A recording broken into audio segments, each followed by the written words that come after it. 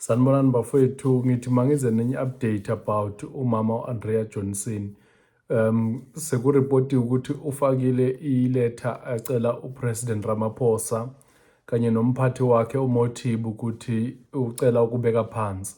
Uzokhumbula ukuthi umama uAndrea Johnson ubhekane nezinsolo nje ezahlukene, ezinye zibala kuyo ukuthi u-abuse ipower yakhe ezimphathi waka-IDEC nokuthi unike imvume kuma-investigation ekubukeka ngathi alwa nabantu abathile. So ngenxa yalento leyo usegcina ukuthi makabeke phansi, but izathu zakhe zokuthi abeke phansi ubala ukuthi kubukeka ngathi isithunzi seke-IDEC usesidicelele phansi, nalokuthi noma engakatholakala guilty but kubukeka ngathi abantu sebamenze umuntu guilty. Nalento yokuthi-ke phela ukhala ngendaba yokuthi iy'thuko azitholayo ngenxa y'nqumo azithatha seziningi kakhulu, so ufuna ukuthi nje ayishiye yonke lento lena kusekhona ukuthula.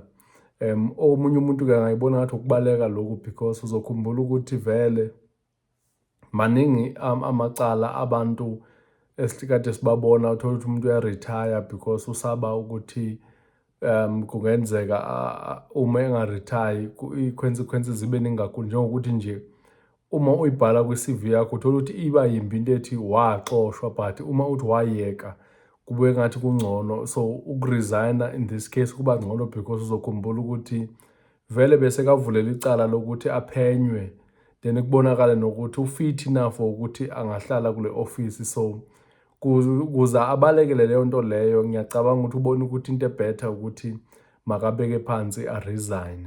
So that's why abeke phansi. So uyacela-ke kuPresident Ramaphosa, ucela ukuthi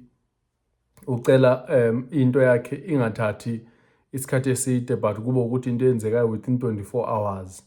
Yini yenza kubaluleke lo 24 hours is because ngokomthetho kumele ukuthi mawuzoresigna kwisikhundla sakho uyothathe uwazise umphathi wakho before 3 months ukuze isicelo sakho sikwazi ukwamukelwa yonke lento le. But yena uthi ucela nje kube u-24 hours kube that's why abhalela uRamaphosa, umuntu onepower yokwenza yonke lento le, ukuthi noRamaphosa engase adecide kwa-early ukuthi uyamkhulula kuma-duties akhe or kanjani-ke. So abantu abaningi bajabulile, ngibonile uma ngiphosta ku-Facebook kanye naku-TikTok ukuthi abantu bajabulile ukuthi uyahamba, of which I think kwabanye abantu iwubulungiswa into yakhe yokuthi uyahamba because kuyabonakala besecindezele abantu noko abaningi kakhulu kuyo yonke lento le. So I thought manginazise la ukuthi useyindlela-ke umama Johnson, sesizozwa kodwa ngoPresident Ramaphosa uyamukela or wenza njani ngesicelo sakhe.